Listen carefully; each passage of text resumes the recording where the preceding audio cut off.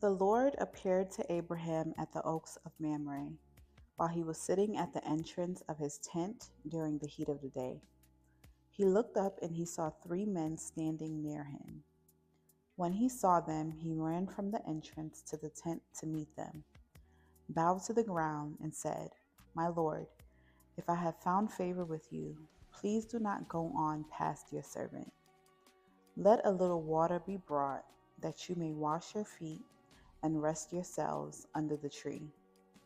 I will bring a bit of bread, so that you may strengthen yourselves. This is why you have passed your servant's way. Later you can continue on."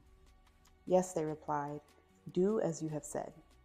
So Abraham hurried into the tent and said to Sarah, "Quick, knead 3 measures of fine flour and make bread." Abraham ran to the herd and got a tender, choice calf. He gave it to a young man who hurried to prepare it. Then Abraham took curds and milk, as well as the calf that he had prepared, and set them before the men. He served them, and they ate under the tree. "Where is your wife, Sarah?" they asked him. "There, in the tent," he answered. The Lord said, "I will certainly come back to you in about a year's time, and your wife Sarah will have a son."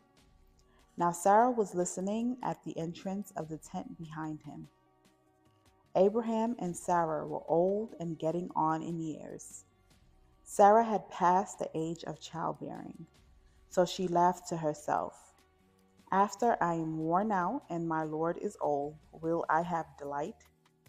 But the Lord asked Abraham, "Why did Sarah laugh, saying, 'Can I really have a baby when I'm old?' Is anything impossible for the Lord? At the appointed time I will come back to you, and in about a year she will have a son." Sarah denied it. "I did not laugh," she said, because she was afraid. But he replied, "No, you did laugh." The men got up from there and looked out over Sodom, and Abraham was walking with them to see them off. Then the Lord said, "Should I hide what I am about to do from Abraham? Abraham is to become a great and powerful nation, and all the nations of the earth will be blessed through him. For I have chosen him so that he will command his children and his house after him to keep the way of the Lord by doing what is right and just. This is how the Lord will fulfill to Abraham what he promised him." Then the Lord said, "The outcry against Sodom and Gomorrah is immense, and their sin is extremely serious. I will go down to see if what they have done justifies the cry that has come up to me. If not, I will find out." The men turned from there and went toward Sodom, while Abraham remained standing before the Lord. Abraham stepped forward and said, "Will you really sweep away the righteous with the wicked? What if there are 50 righteous people in the city? Will you really sweep it away instead of sparing the place for the sake of the 50 righteous people who are in it? You could not possibly do such a thing, to kill the righteous with the wicked, treating the righteous and the wicked alike. You could not possibly do that. Won't the judge of the whole earth do what is just?" The Lord said, "If I find 50 righteous people in the city of Sodom, I will spare the whole place for their sake." Then Abraham answered, "Since I have ventured to speak to my Lord, even though I am dust and ashes, suppose the 50 righteous lack 5.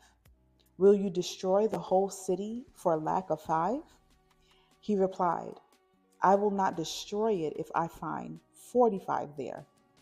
Then he spoke to him again, "Suppose 40 are found there."